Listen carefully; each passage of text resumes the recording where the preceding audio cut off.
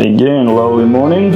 What we will start with oats with a different variety of seeds. So basically, try to put as much more different useful ingredients as possible. So basically, we just call it oats, but it will be not that much oats in our oats.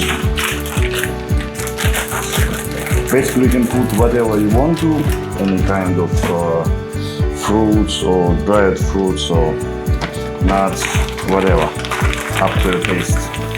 So basically, you can make like everyday oats with different taste.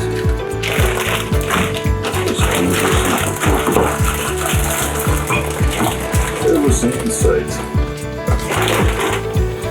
and yeah, we can add even some protein powder as well, on the case just for mix it up. And yeah, it's very good oats, so we need wait maybe, I don't know, at least 1 hour time until it will get soaked.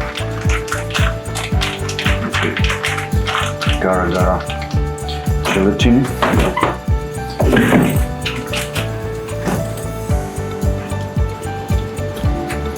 Okay, 1 hour and our super oats will be ready. Exactly after morning workout.